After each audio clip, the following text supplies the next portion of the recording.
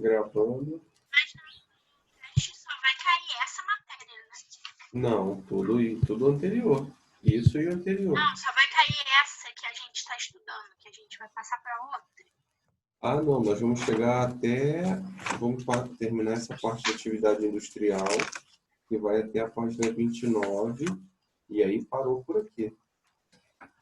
Vai ser até a página 29. Depois é outro conteúdo. Senão vai ficar muita matéria para o teste. Ok?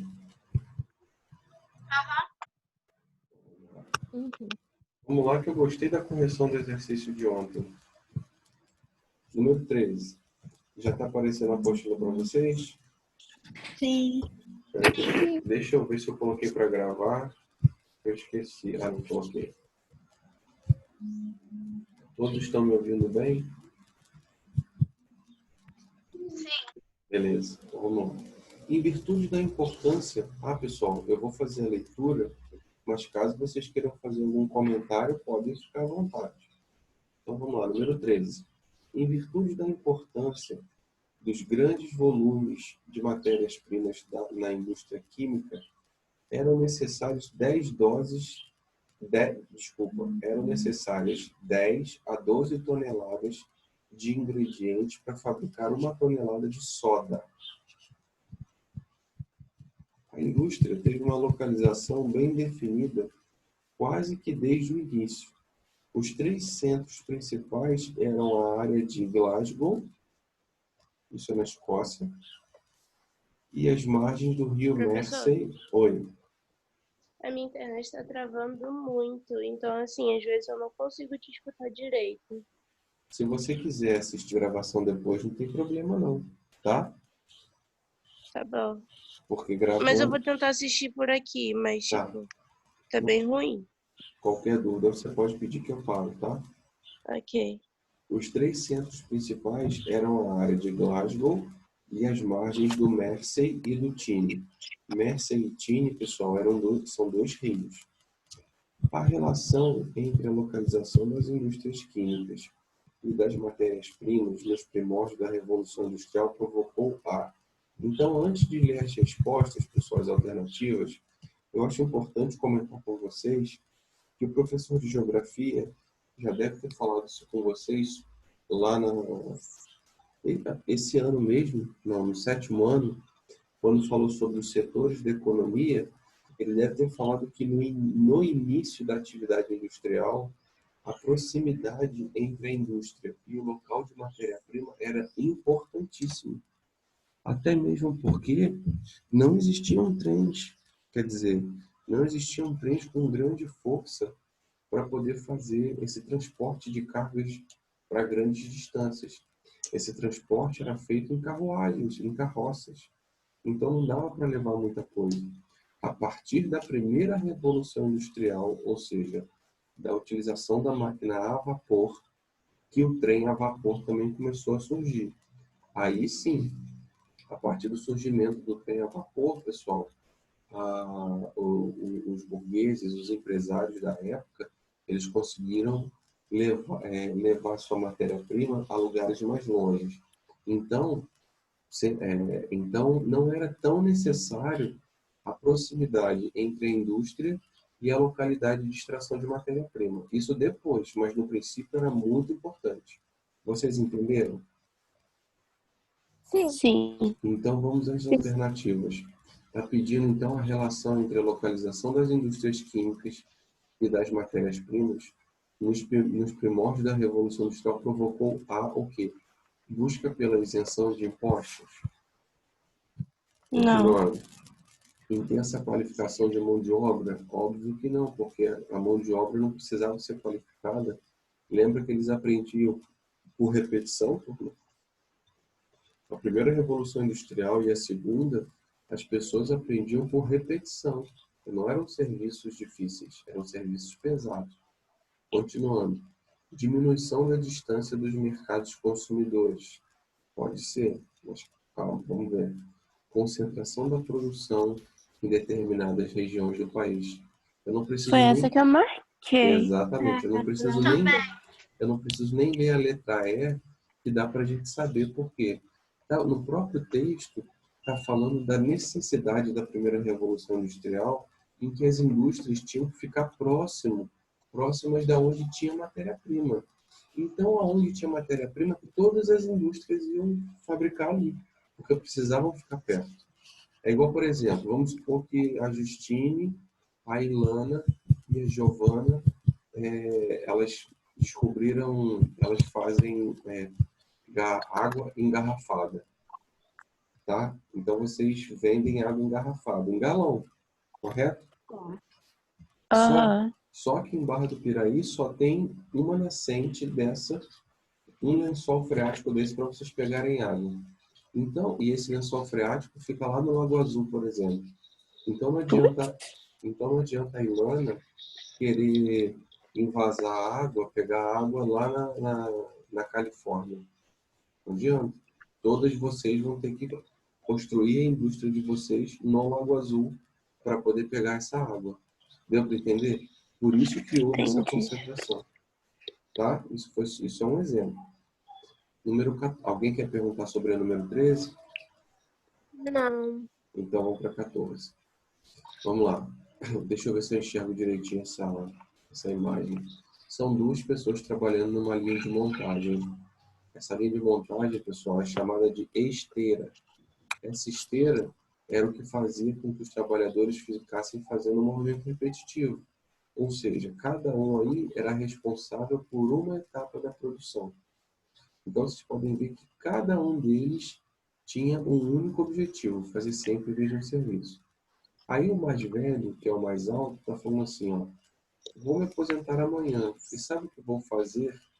Andar até o final desta linha de montagem e descobrir o que estou fazendo há 30 anos. Ou seja, o cara só faz esse tipo de serviço e não vê nem o produto final. Isso daí é claro que é uma crítica ao serviço repetitivo que a primeira e a segunda revolução industrial levaram o povo a fazer.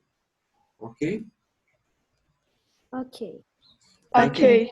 Para quem tem alguma pessoa em casa que trabalha com costura, deve conhecer muito bem isso daí.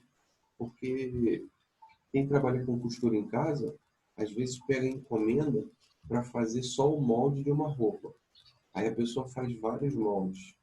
Aí o cara da empresa de confecção vem, pega esses moldes e transforma esses moldes numa roupa mais desenvolvida.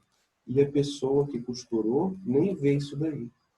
Então, turma, o que eu estou falando com vocês sobre a linha de montagem é o que acontecia na primeira e na segunda revolução. A pessoa trabalhava em uma determinada parte e não sabia como que eram as outras partes. Ok? Ok. Então, continuando. A forma de organização interna da indústria citada gera a seguinte consequência para a mão de obra nela inserida. Então, está falando sobre a consequência para quem trabalha nessa atividade. Olha só. A ampliação da jornada diária tem a ver? Para pensar. Não tem a ver, porque ele continua trabalhando a mesma carga horária. Letra B. Melhoria da qualidade do trabalho. Vocês acham que a pessoa fazer todo dia a mesma coisa é melhor? Não. Letra C. Instabilidade nos cargos ocupados? Não. Não. Né? Porque, por exemplo, se eu estou há 30 anos pregando um prego na madeira que passa aqui, automaticamente eu vou melhorando esse trabalho, né? Letra D. Eficiência na prevenção de acidentes? Não. Naquela época, não se pensava nem em prevenção de acidentes. Sabe por quê? Se tivesse um acidente e morressem 10 pessoas, tinham 30 querendo emprego. Então, Nossa. é verdade. Então, os burgueses, nessa época inglesa aí da atividade industrial, que foi a primeira revolução, eles nem pensavam em prevenção de acidente. Só faltou para a gente a letra E, que é o desconhecimento das etapas produtivas. Ou seja, cada setor só conhecia a sua etapa de produção. No caso, esse cara aí estava iniciando a montagem das peças. Agora, quem sabe para que essa peça iria ser utilizada? É para fazer parte de um carro? era para fazer parte de uma outra máquina maior, entendeu? Deu para Entendi. entender? Alguém quer fazer alguma Sim. pergunta? Não. Então essa é a Não. letra E. Ok? Ok. Vamos para 15. Deixa eu só tomar um golinho d'água que minha garganta já está...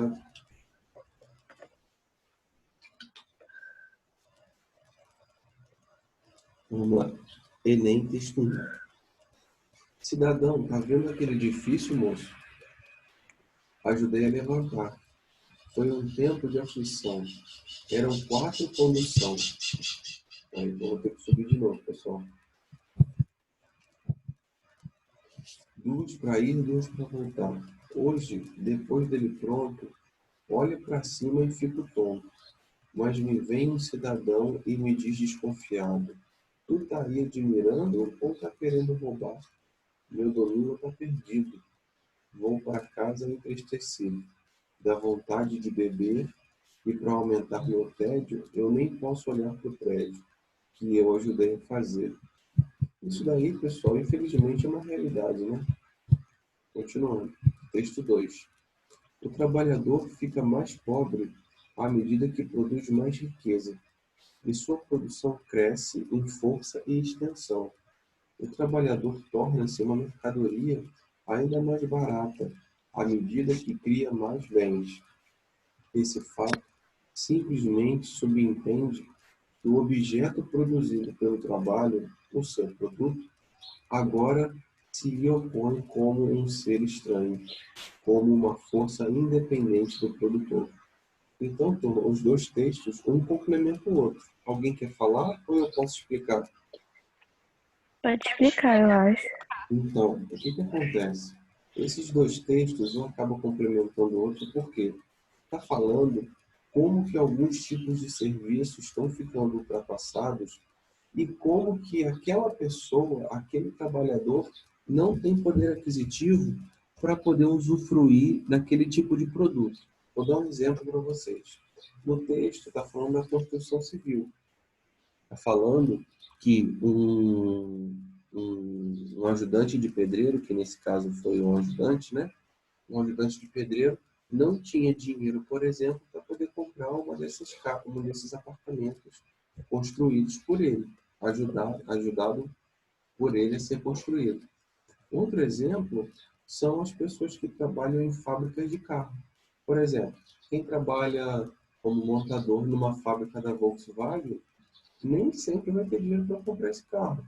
Quem trabalha numa montadora de celular da Apple não vai ter dinheiro para comprar os celulares da Apple.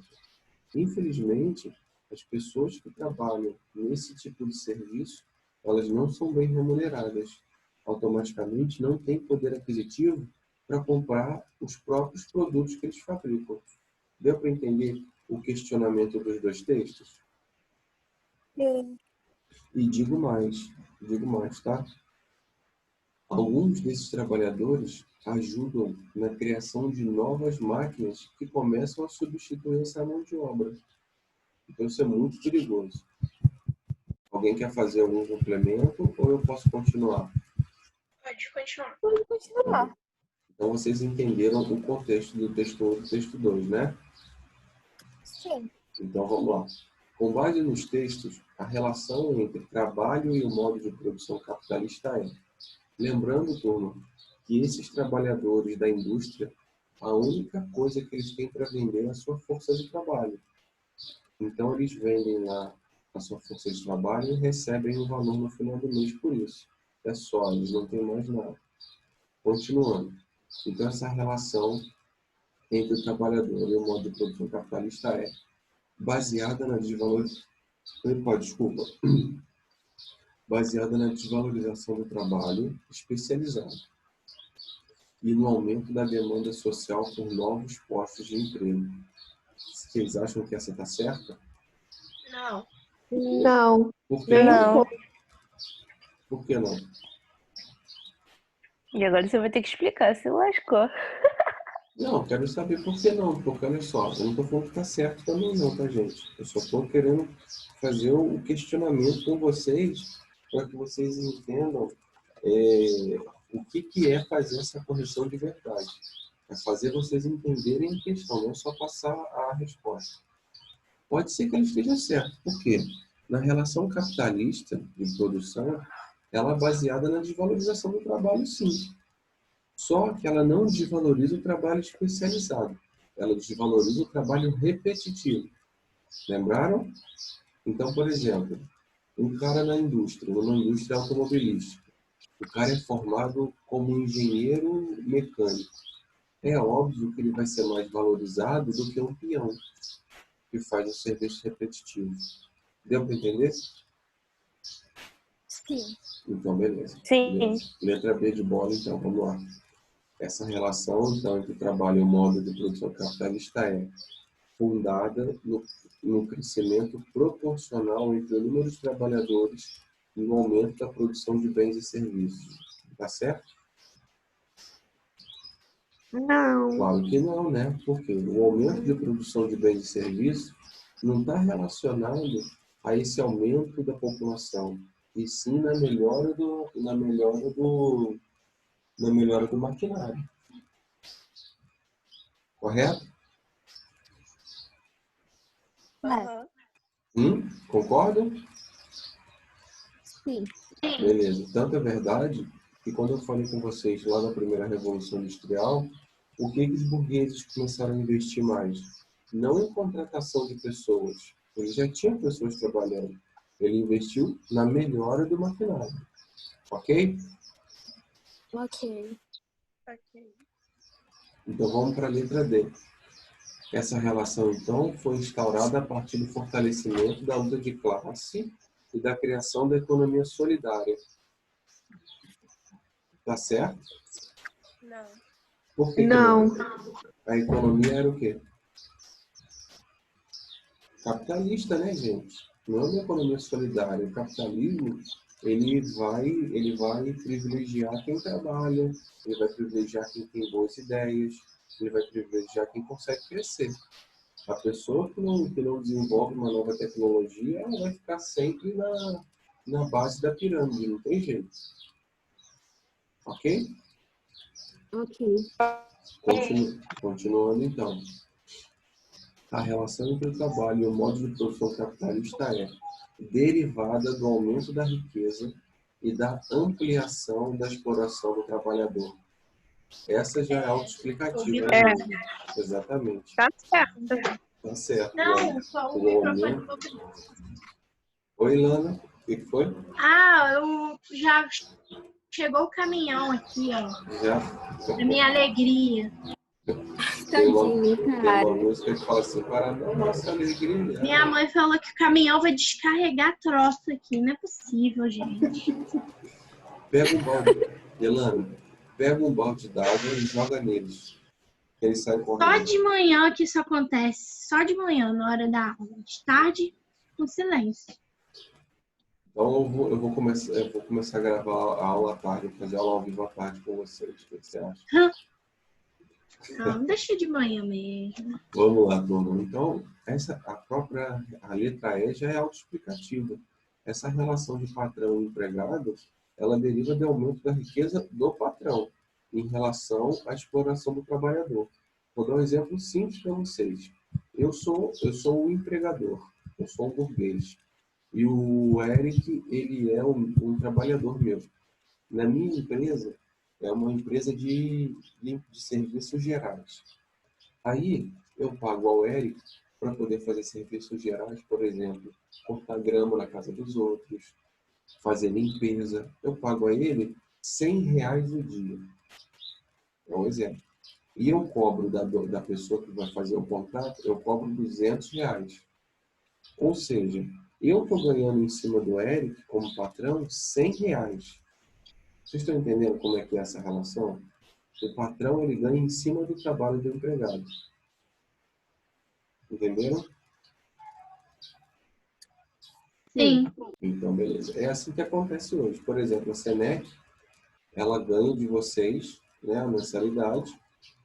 Claro que ela cobra mais do que ela paga para gente. Senão, não teria muito. Aí ela paga para a gente um valor menor e a gente vende o nosso serviço para a empresa que utiliza o nosso serviço para poder ter vocês como clientes. Então, toda empresa vai ser assim, gente. A não ser, Poxa, do número Vale 15, a pena ser professor? vale, senão não seria, né? Ah, sei lá, ué. Qualquer empresa vale. Fale, Lana, qual a resposta da número 15? é, Letra E, tá. tá? Isso, Giovana, acontece em qualquer empresa que você for. Como engenheira, você também vai ser explorada. Como servente, você vai ser explorada. Como técnica em informática, você vai ser explorada. Qualquer empresa que você trabalhar para alguém, você vai ser explorada, sempre. Ah, eu não quero trabalhar para ninguém, não. Entendi. A única forma, as únicas duas formas de você trabalhar que você não é explorada é na forma de cooperativa, só que a cooperativa você vai depender de outras pessoas trabalharem junto com você, e aí o lucro ele é dividido para todo mundo, às vezes pode ter, às vezes pode não ter. Por exemplo, eu tenho um colega que trabalha numa escola de cooperativa lá em Volta Redonda. Esse cara tem mês que ele não recebe salário. Por quê? Os pais não pagam. Normalmente é o seguinte: a escola recebe a mensalidade dos pais e aí eles pagam todas as contas da escola para depois dividir entre os professores o lucro. Só que o que acontece? Entre os professores e os funcionários em geral, secretaria, pessoal da limpeza, né? Só que o que acontece? Tem alguns meses que alguns pais não pagam.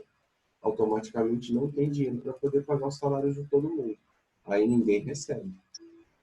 Entendeu? Então a cooperativa tem esse problema. Entendi. E tem uma outra alternativa, que é você ser o seu próprio chefe. Você pode trabalhar, que é o que as indústrias estão fazendo hoje, né? Estão pedindo para que você se torne uma pessoa jurídica, ou seja, ao invés de contratar a Giovana, ao invés de contratar o Eric, ao invés de contratar o Pedro, vocês criam o nome de uma empresa. Então, por exemplo, vamos supor que a Giovana ela crie uma empresa de serviços de beleza, né? Então, de corte, cabelo, de pintar a unha, essas coisas. Ao invés de te pagar como uma pessoa física, que é o que você vai ter que criar uma empresa que você trabalhe para essa empresa. Então, ou seja, a outra empresa maior vai contratar a sua empresa e não você. Deu para entender? Entendi. Sim. Isso é pessoa jurídica. Para quem Ou está com... seja, eu não sou contratada, e sim é minha empresa? Sim. Ah, tá. Sabe por quê, ô Giovana? Isso, para quem está contratando, é mais lucrativo, porque tira a obrigação do vínculo empregatício.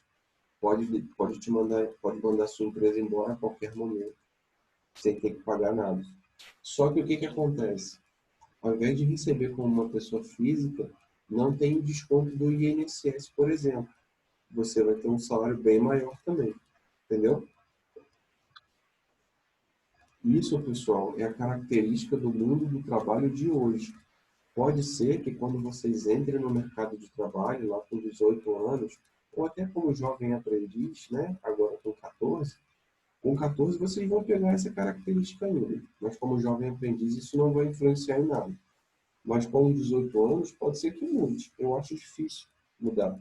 Mas um cara, em 1920, eu esqueci o nome dele agora, ele falou que podia se fazer uma... Como é que fala? Patentear todas as ideias, porque nada mais seria construído. Nada mais teria como ser desenvolvido. Vocês acreditam? Isso em 1920. Ele falou que não tinha como o homem desenvolver nenhuma outra tecnologia que não, a não ser as que já tinham. E olha só aonde nós estamos. Tadinho. Tadinho. Então, olha só onde nós estamos. Ou seja, o que eu estou falando com vocês hoje, daqui a 10 anos, com certeza vai ser diferente. E aí eu vou ter que ensinar de novo. Nossa, eu fico realmente com pena dos professores de história do futuro. Por Vão ter quê? que explicar o coronavírus, um monte de coisa. Mas eu já estou tendo que explicar isso agora. Sim, só que Não para Vai ter mais vocês. coisa. Ah, sim. Não, isso vai entrar para a história com certeza, não tenha dúvida. Mas eu também, na parte de geografia, além da de história eu vou contar o caso. Na parte de geografia, eu vou ter que trabalhar muito mais coisa, por exemplo. Falar como isso influenciou na economia dos países, vou ter que falar como que os presidentes da época agiram nessa situação. E vai ter muita coisa para poder falar. Vamos lá, turma. Graças a Deus a gente já não vai estar mais estudando. Você que pensa. Você, como uma boa profissional, independente do que você escolher, você vai ter que sempre estudar. Senão Mas você isso a gente não vai precisar estudar, porque a gente viveu, então. depende. Por exemplo, se você se tornar uma professora, você vai ter que se atualizar além do que você sabe. Se você Isso for trabalhar, se não. você for trabalhar como engenheira mecatrônica, aí não, vai diferente. Se você for uma jogadora de futebol ou de vôlei também, não vai precisar. Você não vai precisar de nada. Então, O que é mecatrônica? a mecatrônica ela envolve a mecânica com a parte de desenvolvimento técnico, essa parte de elétrica. É onde eles fazem aqueles robôs de última geração, meca de mecânica, trônica de eletrônica, Ah, entendeu? tá, entendi. Vamos lá. Voltou o caminhão. Número 16. Dominar a luz implica tanto um avanço tecnológico quanto uma certa liberação dos ritmos cíclicos da natureza. Com a passagem das estações e as alternâncias de dia e noite, com a iluminação noturna, a escuridão vai cedendo lugar à claridade, e a percepção temporal começa a se pautar pela marcação do relógio. Se a luz invade a noite, perde o sentido a separação tradicional entre trabalho e descanso. Todas as partes do dia podem ser aproveitadas produtivamente. Então, esse texto, o pessoal está falando que antigamente a luz do dia era para que se pudesse se aproveitar. E que à noite, ou seja, quando começava a escurecer, era para a pessoa descansar. A partir do momento que a atividade elétrica, ou mesmo antes da atividade elétrica, né? Aí eles se ferraram, quem estava trabalhando, né? Exatamente, porque assim Agora tinha luz. eles podiam produzir em tempo integral. Hoje isso é muito comum. Tanto é verdade que existem as pessoas que trabalham por turno, né? Tem as pessoas que entram 10 horas da noite e vão até 6 horas da manhã. Então isso acontece. Então vamos lá. Em relação ao mundo do trabalho, a transformação apontada no texto teve como consequência a melhora da qualidade da produção industrial. É óbvio que isso não tem nada a ver. A melhora não precisava ser só por causa da noite. A redução da oferta de emprego nas zonas rurais também não tem a ver com essa questão da luminosidade. A permissão ao trabalhador para controlar seus próprios horários, na verdade, não é o trabalhador, né? E sim da empresa. O trabalhador ele vai continuar trabalhando às 8 horas por dia. Letra D. Diminuição das exigências de esforço no trabalho com máquinas. Não. Não. E a letra E. Ampliação do período disponível para a jornada de trabalho. Sim. É muito óbvio, né? É a ampliação do período disponível para a jornada de trabalho. Porque antes, pessoal, dava aquele sinalzinho de 5 horas da tarde, pé, aí todos os funcionários saíam da empresa, a empresa era fechada, só no dia seguinte, 8 horas da manhã, que a empresa reabria. Então, com isso, com essa utilização da luz, né, de algum tipo de luminosidade, as empresas começaram a produzir até mais tarde. Então, a letra certa na número 16 é a letra E. Vamos para 17. Mas era, sobretudo, a lã que os compradores, vindos de Flandres, na Itália, procuravam por toda parte. Para satisfazê-los, as raças foram melhoradas através do aumento progressivo de suas dimensões.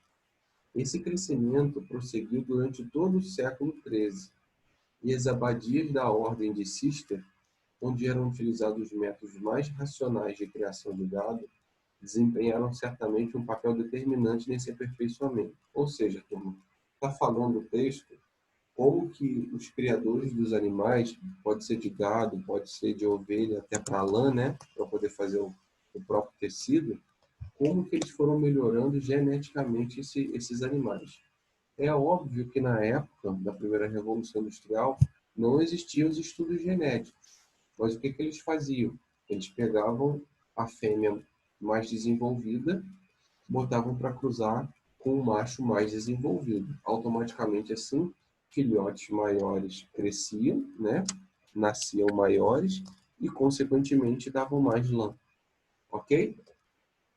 Então, continuando. Ok. Ok. O texto aponta para a relação entre o aperfeiçoamento da atividade pastoril e o avanço técnico na Europa Ocidental feudal, que resultou no quê? Então, está falando do desenvolvimento da atividade pastoril, ou seja, da atividade pecuária, e também dessa técnica que eu falei. Então, resultou no quê?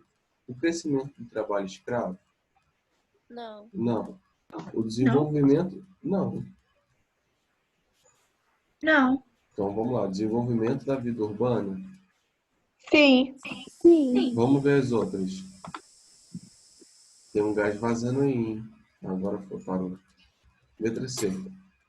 Padronização dos impostos fiscais, dos impostos locais?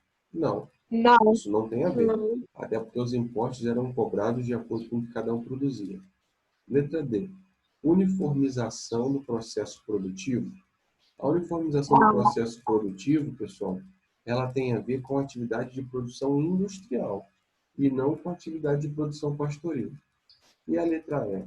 A desconcentração da estrutura fundiária, ou seja, deixou de ser concentrado na mão de poucas pessoas? Não. Não. Então, vamos dizer assim, a menos errada dessa aí, qual que vocês acham que é? Acho que é. B. A B de bola, desenvolvimento da vida urbana. Aham. Sim. Por quê? Posso te falar? Porque Vai. o pessoal saiu do campo e foi para cidade. Exatamente. Porque esse aperfeiçoamento na atividade pastoril, pessoal, acabou expulsando essa mão de obra do campo. Esses trabalhadores do campo não tinham mais emprego e tinham que ir para a área urbana para poder trabalhar. Ok?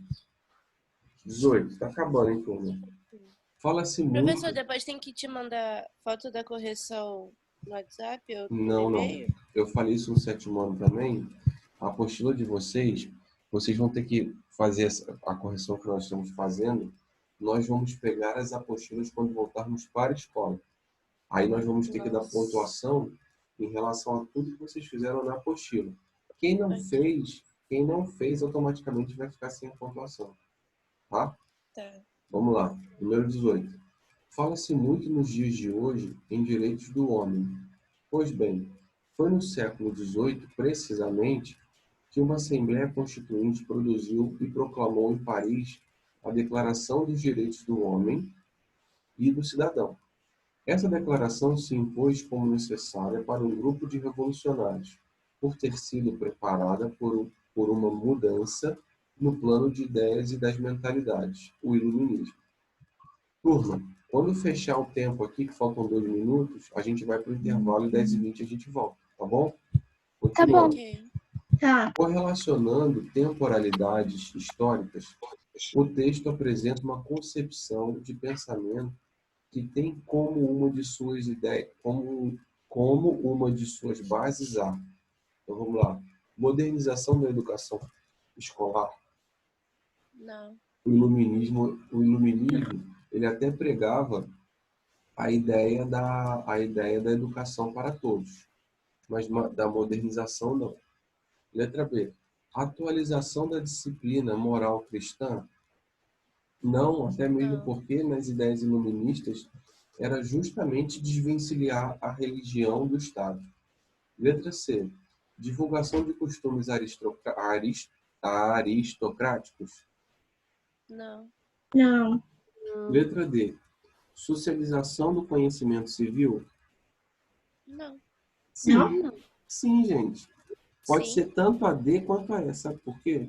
A Eu marquei socialização... a E. Eu marquei a E. Espera aí, só um minuto. A socialização do conhecimento civil faz dá o significado de que as pessoas agora tinham direito, quer dizer, elas tinham que saber dos seus direitos. Tendo esse conhecimento civil, as pessoas teriam como brigar pelos seus direitos, a partir dos direitos humanos que a gente ouviu lá em cima no texto. E a letra E também está certa, porque fala da universalização desses princípios de igualdade. Só que para Então poder... marca as duas? Pode marcar as duas. Então, eu fiz questão de fazer essa correção com vocês,